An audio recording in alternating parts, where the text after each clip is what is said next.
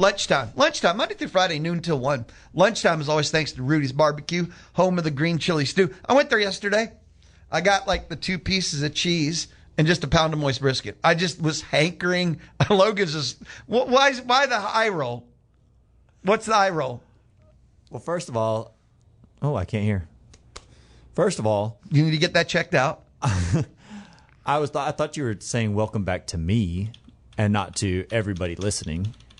Well, of course you're included in that. And second of all, just 2 pieces of cheese and a pound of meat. Yeah. Right. I didn't eat the meat all at once. That's going to be like 2.5 meals. I mean, that's when I get home tonight, too. But you didn't say that. I went there. Oh, you thought I just sat down? I got 2 pieces like of no cheese. fork or knife, just using my hands covered with brisket grease in my hair? Just taking just picking up that block of brisket in your hand and just taking a bite out of it. To be clear, I have no problem with that. I mean, I'll eat caveman style. I don't either, but I pictured it in the restaurant. Okay, that's at least 2 meals. Nowadays, I can't do that as much anymore. There are days, don't get me wrong, but no, that was not yesterday. Okay. That's 2 meals. There's still some left for today, this evening. Good to know. Hands are used first, but then you look down and you go, okay. And then you go get a knife or something. I mean, I was hungry too. So, yes, lunchtime on the Louie Belina Show is thanks to Rudy's Barbecue. That is Logan Lee. Logan Lee played basketball at Texas A&M, Billy Clyde Gillespie era. He also played basketball at like 7 other schools. He was the NIL transfer portal before people could spell portal. Logan also coached at A&M and Kentucky. He has refereed the game, and Logan has joined me many a year now during the hoop season, and, well, we talk Aggie basketball. See how that works? And he joins me now because, Logan, you've noticed that all of a sudden, like, Bucky Ball here, Bucky Ball there, they're going to the Bahamas next week, PJ Haggerty's popping up on all these different lists. I know you've been seeing this too. What are you talking about? Oh, thank you. See, that's how you do me? I'm just saying. You're just coming back after a break, and this is how you're going to do me. Wow, I thought it'd at least be friendly. I'm excited, Lou. And in the summertime, I don't get excited. In the summertime, I am like, they're not going to win a single game. They're the worst team ever. They have so much to accomplish as a team individually that they're going to be in the bottom quarter of the SEC. I'm excited about this team, not necessarily because of how many games they could win.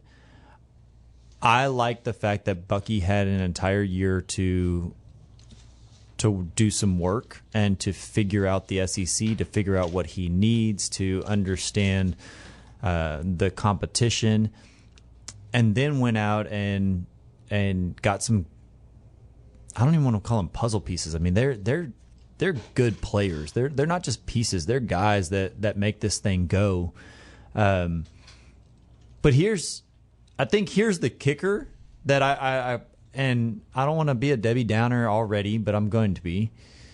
Just because there's no doubt in my mind they're going to be a much better team than last season, but they may not have as good of a record as last season, because if you look at the SEC and the transfers that everybody else got and the competition and everything else, I mean, it is going to be a much more difficult schedule this season in comparison to last season. And so while they have a better team, I don't know what their record is going to look like. I'm still excited, though, because no matter what the record is, Bucky is growing something here. And it's going to be it's going to be fun to watch. We saw that last season. It's going to be very fun to watch.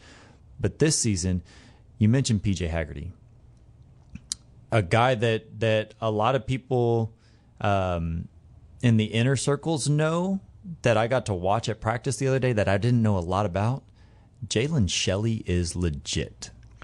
That's another name that anyone that covers A&M basketball, who I guess has been to practice stuff, his name keeps popping up. And this is the LSU kid that broke out at the very end of last year. That's Reese. Oh, sorry. And he's going to be legit too. He's going to be super good. He was a freshman, I believe, last year. Yeah. And he's going to be a point guard that distributes, that can score, that can break down the defense, that plays defense. He's going to be legit. I'm talking about Jalen Shelley. God, where is, I can't even remember where all these kids are from. Shelley's not South Carolina. Where is he from? Loyola Marymount. LMU, maybe 6'9". Okay, I will find it for you. I will help you here. Jalen Shelley is from LMU. You got it. There you go. I don't know. I watched practice. I've watched practice a couple times now, and he stood out immediately. So when you're watching players, and you've coached, you played, certain players, they glow on the court. Absolutely. PJ Haggerty, I don't think he necessarily stood out to me as that's a top 5 transfer portal guy in the country. But I also think that he's still working his way into he has that calmness about him that he's a veteran. He's been around the block. He's been at 3 different schools. He knows how to work himself into the peak shape that he needs to be in. And when I watched him, he didn't make mistakes. He didn't necessarily stand out and make these spectacular plays, but he didn't have a negative play in 2 hours worth of practice. And I'm like, okay, he's solid. Like, he may have turned the ball over once. Maybe. And so he's just working in the system. Yeah. And at this point, last year I told you Bucky started out where he gave them like a 12-second shot clock. The shot clock didn't go over 10 seconds this year. Like, you have 10 seconds. I'm thinking there's no way. Like, the ball's going to be flying all over the court. There's going to be bad passes, turnovers, so on and so forth. They were, for a summertime practice, they look good. Does that mean their physical conditioning is way ahead of last year? Absolutely. Last year, no one had played in this system. No one knew what was going on. I think this year they brought guys in who have played at a faster pace. Last year it was, let's get the best of the best that's remaining and let's work them into the system. And there weren't many guys who even played at a high speed. Josh Holloway came from Sanford, and he's the only one that really knew the system. Now he's got guys in there that understand what he's asking for, that understand the pace of the game. I'm intrigued as to see where they go and what the ceiling is for them. Right now, I don't know what the ceiling is, but the floor is much higher than they're starting out at a much higher point. So the bottom is much higher, but what will the ceiling look like? And I don't know where it is. I've got no clue. The same thing that we said at this time last season, well, not even this time, probably a month from now, last season was, if they get a big if Federico can play the way that they thought he was going to play, he changes this team. Well, Fetty didn't play the way anybody thought he was going to play. He was a disappointment, and they had to adjust in the season. Same thing. I've seen Jamie Vinson in these last 2 practices that I went to. He's gotten infinitely better. If he can continue growing that aggression. Do you want me to be the skeptic on that one? Yeah, go for it. Who's he practicing against? Who are the other bigs that can push him? I mean, Josh Irving is if Josh Irving stays here, in 3 years, he is hands down a pro that every team wants. He's the 6'11" kid from California. He's out of high school. He's thin, but I mean, he's got a quick bounce off the floor. Being 6'11", he can already, his wingspan can already cover a lot of ground. He can get up high, but his ability to get off the floor and go block a shot and grab a rebound is crazy. I had one coach tell me he's kind of like Rob Williams. And everybody knows what Rob Williams could do. I mean, yeah. I think when you say Rob Williams in an A&M jersey, you think of the windmill against North Carolina in the second round to go to the Sweet 16 in North Carolina against the Tar Heels on their home court, basically, in the tournament. And he has that capability. I think he pushes them. The Tennessee transfer, Cade, I was skeptical about how good he was as a rebounder. Everybody talks about, his offensive rebounding percentages has been the highest in the SEC in a decade or whatever. It's legit. I mean, he grabbed every offensive rebound in practice, and I don't know if that's because the other guys he was going against weren't used to all of that. I don't know.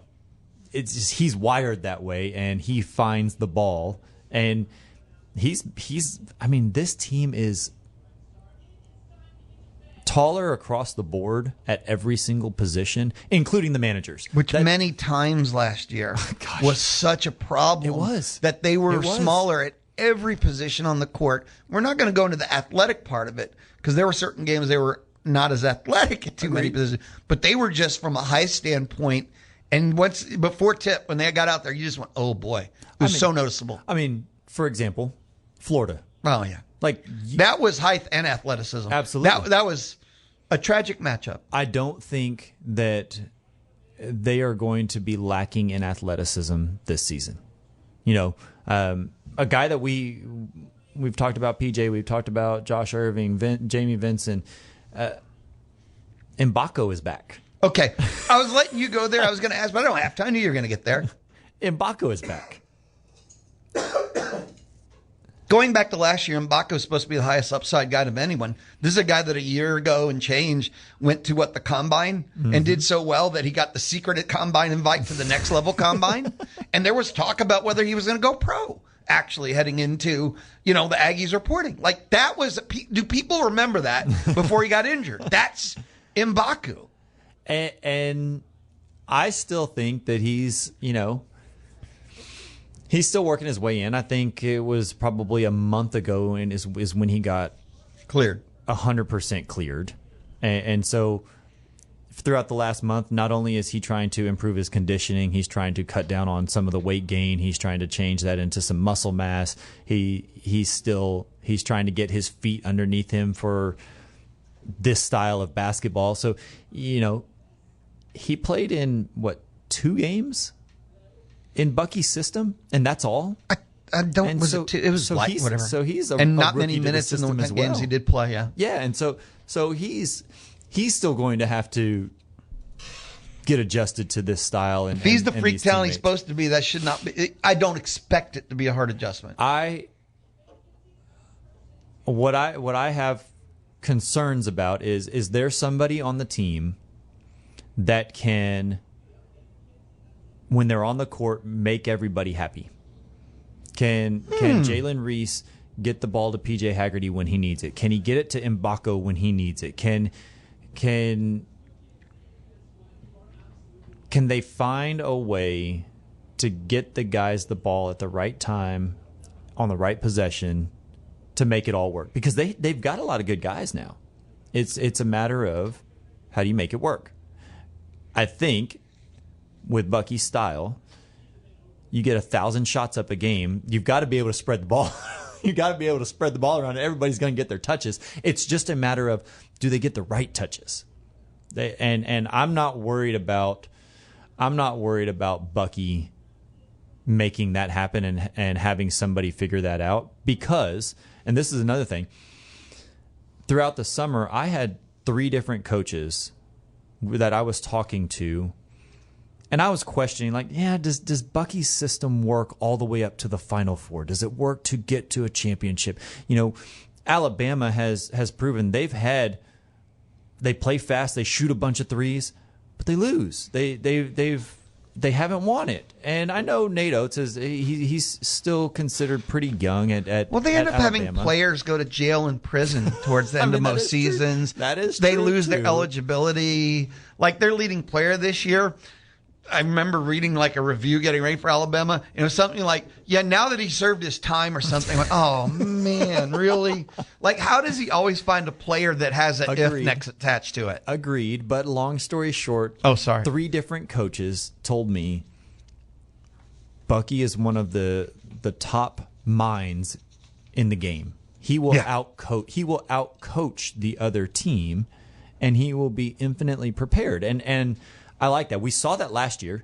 He schemed, and his game plan was for the talent that he had on the team and the players that he's working with. Not that they were bad, it's just they were just short, and they didn't have the height and the physicality that other teams in the SEC had. He did really good. Like, I 1,000,000% saw that night in, night out last year. That once the game tipped, Bucky was an amazing game coach. I've been talking about real time. Once it tipped, 40 minutes, he was amazing with it. And he didn't start when it got tight. He wasn't just at moments. It was every minute of the game. And that was fun to watch. I've seen other A&M coaches who I thought were great in game, but the during the week was so bad that it ended up being a push or not enough, actually. A&M's had great in-game coaches, but the prep week was awful. There's no other way to put it. But Bucky is the total. He's a great coach. I think he is. And that is the prep for the game. And then, oh man, once the game tips, he outcoaches. He outcoaches night in, night out. And I'm glad that they're going to the Bahamas. I'm glad that they're going to get some. Well, why would you be mad? I mean, you got to time that right though. And this is a good timing. Second year, good players. Let's take a time, because I want to ask you about that specifically. Yeah. So when we return, let's talk about that's next week, the Bahamas trip, and what can be accomplished and what they should accomplish and what can be done. And you just said that. Why is it the right time versus any other time? Absolutely. This is the Louie Belina Show, and Logan Lee, former player, A&M, Billy Clyde era. He coached A&M and Kentucky. He's reffed the game. So, and plus he's hung out with me so long. He knows a thing or two about basketball, and hopefully he'll be back during the season. But right now, it's your Aggie Bucky Ball Summer Primer. That title sucks. This is the Louie Belina Show, presented by CC Electric on the Zone. The Houston Astros play in the zone. Thanks to Kelly Bird Dozer. The Louie Belina Show on a Thursday. It's the Louie Belina Show presented by CC Electric, built on faith, family, and, well, community. That's what they do at CC Electric. Joined by, man, it's awesome again. Seriously, all joking aside, it's awesome to see him, Logan Lee. And we were talking during the timeout, and, well, Logan will be returning for Bucky Ball 2026-7, and he'll be joining me. We don't day and time to be announced. We got time, folks. It's like 90-something days away. Okay, relax. Hey, they're begging for this information so they can put it on the calendar. Okay. Come on, Lou. You say begging. Here, one text message. Uh-oh, here we go. You always mention A&M and Kentucky, but you never mention his greatest coaching accomplishment, surviving Paris Junior College. Hey, look, I don't know if I survived. I squeaked through. When did you coach there? After getting fired from Kentucky. Is that where you went next? Yeah. Paris Junior College? No, I never say junior college. I just say Paris. Okay, well, then people think you went to France. It's fancy. Absolutely. I lived and coached in Paris. I'm not going to say who texted it, but it rhymes with rice bones. Well, he also knows that I tell people that I proposed to Katie in Paris. I took her to Paris and proposed junior college. If she says no one says junior college. If she says yes to you there, it was meant to be, and that is a lifetime guarantee. You're at Paris Junior College, and she says yes. She loves you. I closed down the best Italian restaurant in Paris. What was it? Like Godfather Pizza? It was 6 tables. It was directly across the street from the college. Which I'm sure the center of town, and there's only 4 streets. And we had to park in the back because no. Oh, and man. She said yes. It sounded a lot better. She said yes. That's why I tell people I took Katie to Paris to propose to her. I like the way it plays. I like the way it plays. It's not a lie. No, I guess it's not. It's not a lie. You said you were excited about the Aggie basketball team going to the Bahamas, getting the extra practice, and the timing of it especially. Yeah, man. Like they're allowed to get extra practices in the summertime. They are allowed to get extra game reps. I think Bucky is one of those coaches that this trip, while it is a business trip, he's going to allow them to have fun on the trip. So they're going to be able to experience new things that they haven't experienced.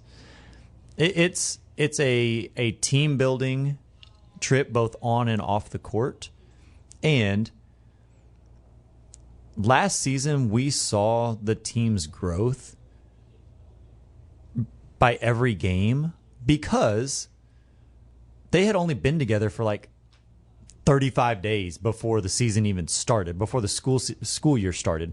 Now he's getting all of this time, and he doesn't have to force everything in. Like, everything doesn't have to be in a 100-mile-an-hour sprint. He has time to let these guys, hey, this is what we're working on today. Now we're working on shot selection. Now we're working on movement without the ball. And he doesn't have to force movement, shot selection. Here's my rules. When the ball goes in, you have to take it down this court, or when he's got There's time less to installation. build. There's less installation. He can go to more levels in categories, and there's time for fine-tuning, not just moving on to the next thing. Absolutely. And he's got higher rated, more talented players with the physicality aspect to go along with it. I mean, there's nothing I hate more than saying that about last season, because last season's players, I mean, they were legit players. They were a force to be reckoned with. No one in the SEC was coming up to A&M saying, "Oh, we got this one." No. And so it's not like they were bad players or just unathletic or not talented or anything like that. It's just the fact that he has upgraded the talent with the size. They were shorter last year. And as you pointed out earlier, the entire SEC absolutely has upgraded their talent. Absolutely. What Texas did with a top 7 portal class and a top 5 high school class. Yeah, and Texas's NIL is double of what A&M's is in basketball. In basketball. How crazy Are you is serious? That? Yes. Are you serious? Yes. Because A&M's basketball NIL is not chopped liver. In comparison, it is. Well, but overall. So you're Texas went all in with Sean Miller. Absolutely. Holy cow. Did not know that. Okay. I mean, I think I mentioned this last season after A&M played Texas here, and A&M won. You know, Urick is one of the assistant coaches that was under Coach Kennedy here. He's now with Sean Miller at Texas. And I was talking to him after the game, and he was like, all these boys better get their licks in this year, because we already have people stepping up with money, and we're going to be legit next year. Like, they already knew at that point, don't worry about this season. We've got dollars rolling in to fund next year already. And they still went to the Sweet 16 last year. Yeah. And they still went to the Sweet 16 as people are getting their licks in. Yeah. Oh, man. But that's what I say. And did you see Lenardi's latest bracketology, which he did? Okay, well, I do. And he said Texas arrives a year early is the headline before you click it. Really? And they're like a 2 seed. I don't doubt it. I mean, Sean Miller's still going to have to put in some work. He's going to have to figure it all out. But just on paper and the amount of money that they spent, yeah, I don't doubt that. Here's my thing, though. I have full confidence in the players that I've seen on the court inside the Cox McFerrin Center and Bucky's ability to coach him up and game plan to win games.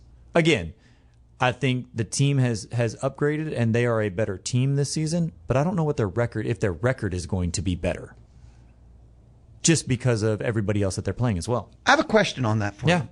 So you've said a couple of times that you're not sure the record's going to be better, but here's the bottom line question, though. Can they go further?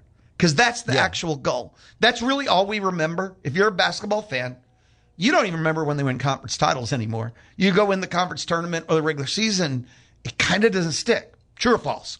True. So, in the end, their conference record means nothing. All you're playing for is seeding in the NCAA tournament. Once you get that doesn't matter. Absolutely. So, even if they're 2 wins less, can this team go further in the NCAA tournament? I think so. I 100% think so. And the reason is because the projected ceiling that I can see is, I don't want to say infinitely higher than last year, but it's higher than last year. And with the growth that I saw in last year's team and last year's players in 6 months and really in 4 months, I think Bucky can replicate that with these guys this season, and all of a sudden, you've got a threat in the tournament, a legit threat in the tournament, and where people are saying that's not the bracket I wanted to be in. And now, don't get me wrong, conference titles and conference tournaments are great. They're awesome. They're fantastic. They might get you more NIL money even. Absolutely, right? Without question, they all serve a purpose because you want to get a higher seed. You don't want to be a 10 seed and have. You don't want to be 8-9. You don't want to be an 8-9 seed. That is absolutely for sure. You want a higher seed, so all of that plays into it. But I do think that A&M will make the tournament and be a threat for at least the second weekend. It's hard for me to say that right now because it's summertime and I don't give anybody credit where credit's due. I don't give any teams. I'm just more positive this season than I have been in years past. In the summer, Logan has every team in the country with a losing record, which is kind of weird because, you realize even being that pessimistic, everyone has to be 500 is the worst case scenario because half the teams win, half the teams lose. But Logan somehow has every team in the country with a losing record in the summer. That's just how it is. They got work to do. They're not ready yet. Sorry. It's not false. I'm right. Well, I'm not arguing. Hey, you have your theories. I have mine. You think everyone has a losing record. You take you know what? You do what coaches do. You see every flaw. Yes. And that's what the offseason's for, is to figure out how to eliminate it, minimize it. That's what you do in the offseason. Come day one, though, they're 0-0, and they still got a chance to be undefeated. Once the season starts every week, I quit asking Logan to pick games. They got a chance to, because I know your answer already. Because A&M by 20, A&M by 50, A&M by 60. No. You never picked A&M to lose a game for 3 years. You're right, because when they step on the court, is there a chance that they can win? The answer is yes or no. But the question is never, does A&M have a chance? Yes or no? Do they have a chance to win? It's who's going to win this game. Do they have a chance to win? Are you saying there's a chance? I'm saying there's a chance. Exactly. If there's a chance to win, then I'm going to pick them. Okay. Sure, why not? It just makes me laugh. I didn't have to ask you who's going to win after like 10 years. I went, I know who's going to pick to win. And again, because Logan says there's a chance. Have a text message for you. Fire away. We're going to the Texas Mobile and Lube Express inbox. Anybody can text about anything at any time, and not just text me, but of course text any guest like Logan Lee joining me inside the Charles Schwab studio that says, "Hey Lou," and that's me. In Logan's defense, there is an Eiffel Tower in Paris, Texas. Absolutely. Been there. Is that real? Yes. I don't want to overly complicate things, but no, actually, sometimes I do. That's just my nature. But what? They built an Eiffel Tower in Paris, Texas? Is it for tourists? Is it for locals? It's like 20 feet What's tall. The concept? It's like 20 foot tall. Maybe 25. I don't know. Maybe, it might not even be 20 feet tall. As I expected. I think it might have a cowboy hat on it. Oh, okay. Logan, thank you so much. Look, I spent more time either in the gym or at the Applebee's bar than I did anywhere else. So after 9 o'clock, half price appetizers and $1 beers. And I was at Paris Junior College. I needed the hot spot, half price and $1 drinks. Yeah, well, if you were coaching there, were you paid or was that unpaid? Oh, I was paid $20,000 in Applebee bucks. $20,000, all in Applebee bucks. That's before taxes. Thank you, dude. A, it's great to see you. B, thank you always. C, I know we'll be talking again soon. Absolutely. Later, brother. See you, Lou. Logan Lee, inside the Charles Schwab studio. Up next, SEC Media Days. Roll on. It's the Louie Belina Show, presented by CC Electric on the Zone. The Louie Belina Show. Dial 979-693-1150. Hello. To visit with him. Hello. Or to win. Hello. On the D4 Land Services Hotline. Dial 979-693-1150. It is the Louie Belina Show, presented by CC Electric. They've got free estimates. They do military and veteran discounts. They're CC Electric. It is the Louie Belina Show on a Thursday from inside the Charles Schwab studio. In uncertain times, Charles Schwab remains invested in their clients. That's you if you make the call. By offering personalized guidance, clarity, and it's personalized because we have Mark Sim right here in College Station. Get answers to your questions. Just learn more at schwab.com/College Station. Time now. SEC Media Days roll on. It's week 2 on the Louie Belina Show. We're going to listen to a player from every team the Aggies are squaring off from. Now it's Arkansas, and this is Sutton Smith. Razorbacks with Sutton Smith, first-year player for the Hogs. We'll start here with questions on the left-hand side. Leo Haggerty, Amped Up Sports Draft Nation here in Tampa. Welcome to Florida. Man, I appreciate you. Appreciate you having me down here. Yes, sir. When you set your goals, obviously at the top, it's team. But what individual goals do you want to attain so you can get to those team goals? Yeah, I just want to stay committed to my process every day, and hopefully the results take care of itself. I want to be the best leader, best teammate I can be.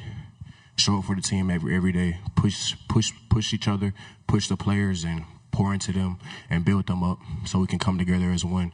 An individual goal I got for myself is I just want us to win. At the end of the day, that's what the fans need, and we need to get this thing going back on the right track. Right-hand side. Abby Miller with the Reflector at Mississippi State. Last year you were coming off of an injury and ended up having a breakout season at Memphis. Sure. How do you plan to do that again, but now in the SEC, one of the hardest conferences? Yeah, we played a couple of SEC teams when I was at Memphis. Arkansas was one of those teams. I was able to do my thing. But yeah, I attacked the rehab pretty hard, trusted in the process, came back stronger, did some good things. But I had a better offseason than I did that previous year. I'm hopeful to do a week in and do a week out, be consistent. I attack the weight room hard, put on some weight, put on some armor so I can have a full, healthy season and last the whole year. Good question, though. Left side on the L, then pass it forward. Ethan Westerman, Whole Hog Sports. Hey, Sutton, just to wear the number 5 at Arkansas already means something, but for you to be a running back and wear that patch with Darren McFadden, just, I guess, have you taken time to learn more about him? How does it feel to be wearing that? Yeah, I always knew he's a beast, but, man, he really the GOAT. He really the GOAT in Arkansas football history among the running backs. A lot of good running backs he played with, too. So it's an honor to wear that 5. I look forward to meeting him. 5, a number that mean a lot to me.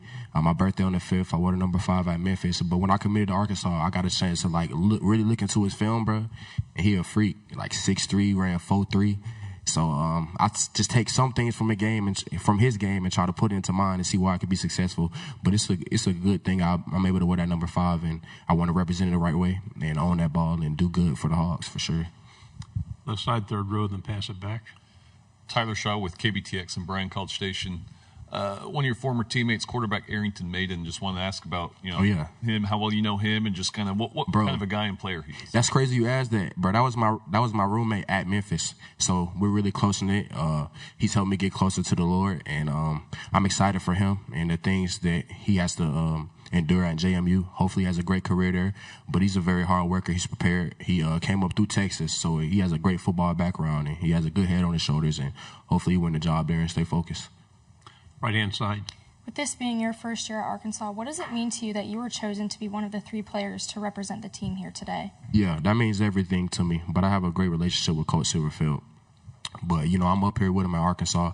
I feel like I've been constantly just still trying to prove myself to him, even though he knows what I can do. But it just helped me allow my game to come to another level, turn it up a notch, and just being in this conference, him allowing me to represent the Hogs and up at this conference media day. It's my first conference media day, so it's been a blessing. And I'm just trying to step up for the team and be a good leader. Fourth row.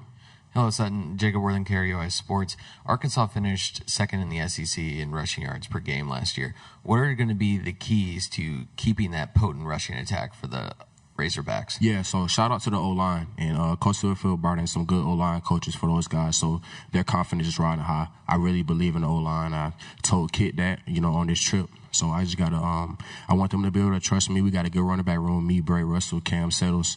So we really just got to keep it going. They set the foundation. Shout out Mike Washington. He was a transfer to come in. So I just took a deep dive onto the film last year. And then, we run some similar concepts. So I'm just able to see how they had success in this league. And I'm able to learn from that and be prepared and ready to go for the year. Left side. Let's fast forward to a Saturday in September in Fayetteville. Okay. You've been in Reynolds Stadium, but you've been in the other tunnel. Now all of a sudden you're going to be in that tunnel. You're going to be wearing red, and everybody's going to be screaming Pig Suey.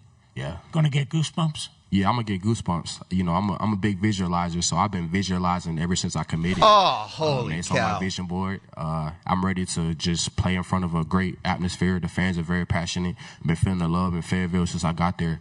So, man, I think about going out there versus North Alabama, the ball kickoff, and hearing the Woo Pig Suey chants, and just doing what I need to do for the team, man. It's gonna be a great feeling. I can't wait. On the aisle. Sutton, just what has made Coach Silverfield be somebody that you've been so loyal to throughout your career to be with them at Memphis and then come to Arkansas? Oh, repeat the question. I'm sorry. What about him makes him someone you've wanted to be loyal to? Yeah, just, man, he really believed in me from the start. So he really discovered me early on before I was kind of even a running back. He discovered me when I was like a receiver in high school, and he made it known that he wanted me to come play running back. And, you know, he had a history of coaching some good running backs in the past, you know, running backs who were at Memphis, like Pollard, Gainwell, and those type of guys. He really set the vision for me and how he would use my skill set, and he honored that. And the relationship we built transferred all the way here to Arkansas. So I'm believing in him. He believing in me, so I'm riding with him. Fourth row. Sutton, we just heard from your center, Caden. Now I'm curious from a running back's perspective, what's the go-to Waffle House order?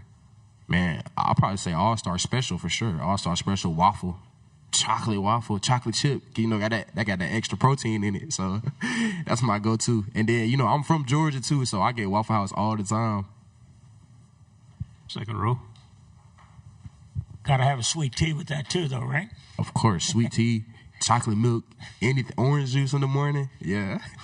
When you look at what's happening at Arkansas, and you talk about culture, what's culture at Arkansas right now?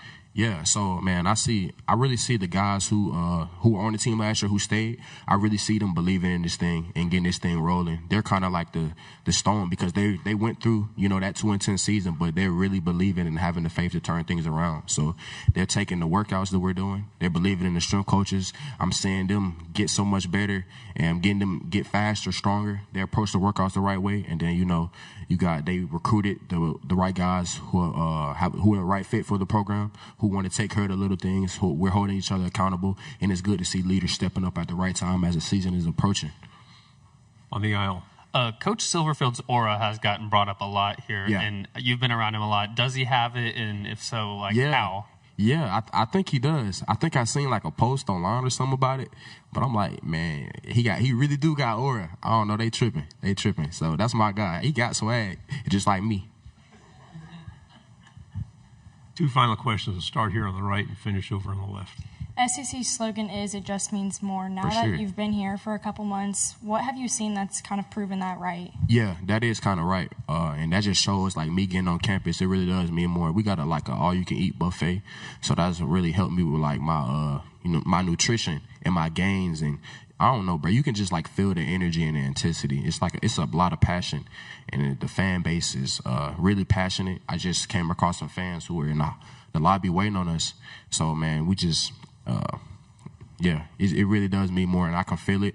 I can feel it as the season approaching, and I got to do my best to be prepared so I can put it on display on the field, and the results speak for itself.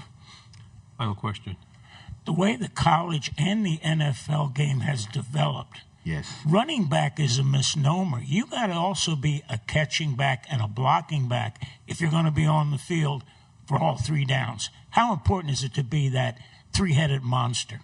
That's very important to me. I take pride in adding special teams value and being used in a variety of ways. And I know Coach Cramsey and his offensive scheme will help me, play to my strengths, whether that's catching passes out the backfield, being split out wide, catching punts, tracking punts down, protecting the quarterback, which is very important in today's game. So, I take pride in that. And the game is transitioning. It's like the NFL is kind of like a passing league. So I take pride in being able to catch out the backfield, too. Great question.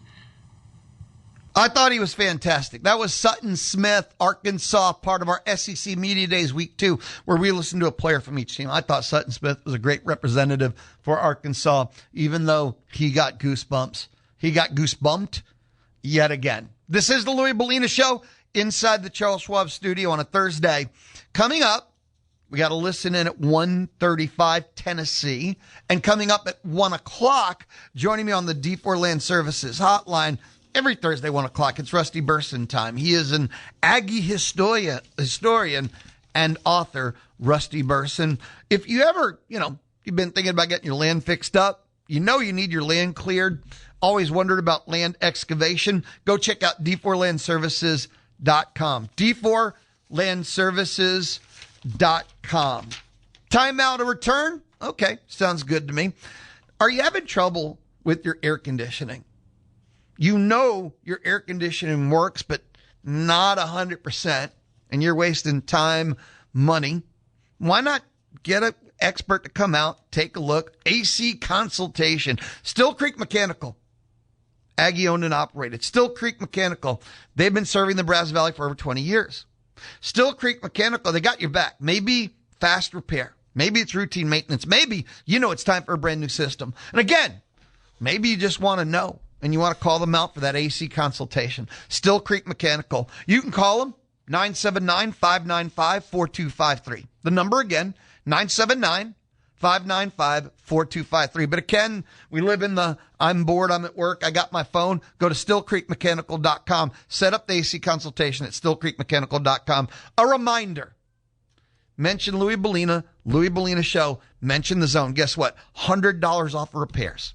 Louie Belina Show, Louie Belina, or the Zone, and get $100 off of repairs at Still Creek Mechanical.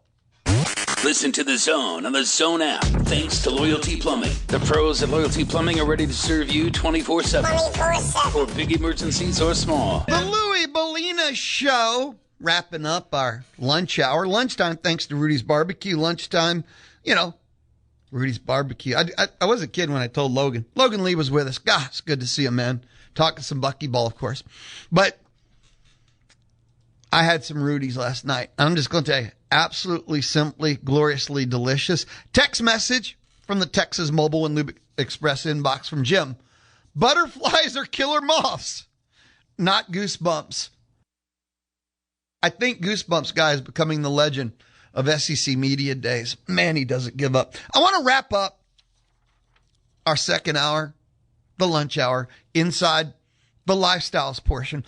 I saw this morning, and Ryan Starr hosts Friday's Chip Howard Sports Talk. Ryan Starr, wallmate here at the office, and we do lunch a lot. Ryan Starr and I talked about this morning. Old school struggles. Understand? Old school struggles that would break people today. And, okay, depending on your age, your mileage is going to vary on this. I'm going to give you an example of old school struggles that would break people today. And they just did like a top 7, odd number. I don't care. Number 7 was using a manual typewriter. We live in a world. There are generations of people that never used a typewriter. I grew up and you took typewriting as a class in high school. Now, and I asked Ryan if he ever used a typewriter in his life. No, I don't think he can spell typewriter. He's never used a typewriter. And if you went up to someone and told them to use a typewriter today, it's like, hey, could you speak Japanese real quick? No. And man, the typewriter was a nightmare. I mean, so old school struggles. I think you might get the concept now. Okay. Do you remember when you had to find out if school was closed? And here in Texas, we don't have snow days, but was school shut down today for whatever weather emergency, right? You didn't have an app, and schools, had apps, and you just went to the school website or text alerts. No. You had to listen to the radio. Listen to the radio. That's horrible. TV had the little scroll. But nowadays, no, the schools have their own apps and stuff. But back then, no. Now, here is 2 for me. Old school struggles that would break people today. Researching at the library. I haven't been in college in a long time. I spent my 10 years at Texas. It was 8. I did not spend, I don't want to exact. I spent 8 years. I did my college career.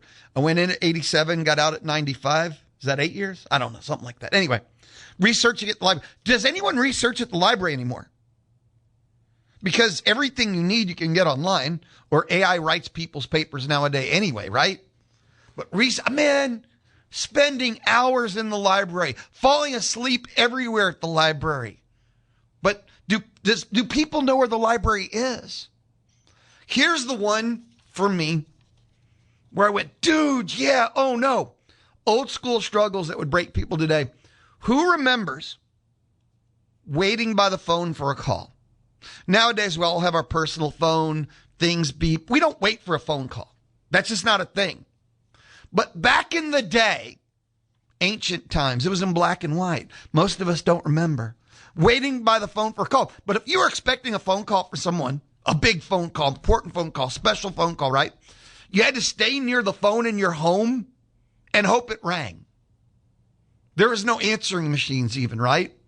But if someone in your house was on the phone, you're freaking out. If someone was using dial-up internet, you're freaking out. The phone was busy and you were screwed over, right? Who remembers waiting by the phone for a call? Now, we get everything immediately, and that just concept is dead. Old school struggles that would break people today. And man, it's so true.